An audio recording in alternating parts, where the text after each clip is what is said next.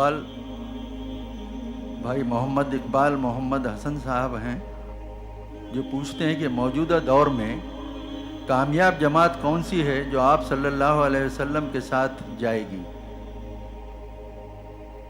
آپ اس کے لیے جو جواب حضور نے دیا ہے وہی سن لیجئے، ما انا علیہ و اصحابی، جو لوگ اس طریقے پر ہوں گے جو میرا طریقہ ہے، میرے اصحاب کا ہے، وہ ہے اصل میں کہ جو نجات پانے والے ہیں۔ لیکن اس کو آپ صرف نماز کے مسائل یا طہارت کے مسائل تک محدود نہ سمجھیے۔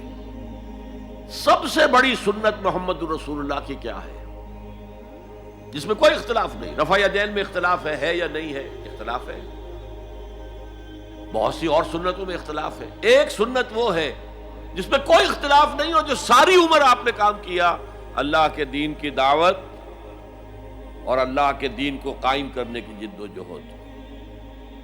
اس میں آپ کو پاگل بھی کہا گیا، مجنون بھی کہا گیا، آپ پر پتھراؤ بھی ہوا، 3 سال تک شیب بنی ہاشم کے اندر آپ نظر بند رہے، اور آج کی آپ جیل پر قیاس نہ کریں، جیل میں تو کھانا ملتا ہے، اور A کلاس B کلاس کے لیڈر لوگ جب آتے ہیں جیل سے تو معلوم ہوتا ہے جسم بنا کے آئے ہیں، لیکن وہاں کیا تھا؟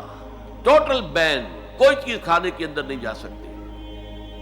پھر آپ کو معلوم ہے آپ مجروح ہوئے ہیں، آپ کے دندان مبارک شہید ہوئے ہیں۔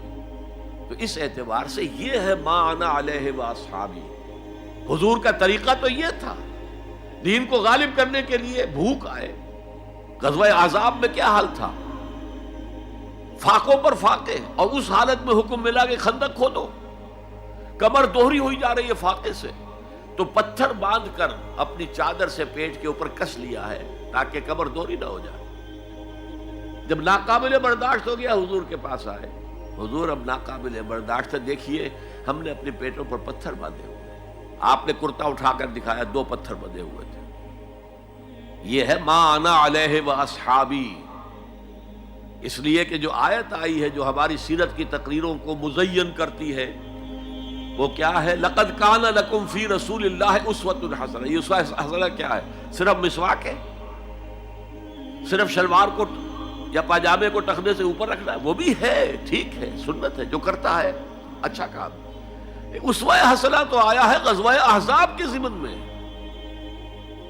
وہ آیت آئی کہاں ہے؟ غزوہ احزاب کے ضمن میں آئی۔ تو یہ اسوہ حسنہ جو ہے، جو لوگ اس کو اختیار کریں گے وہ ہوں گے جو حضور کے ساتھ جنت میں جائیں گے۔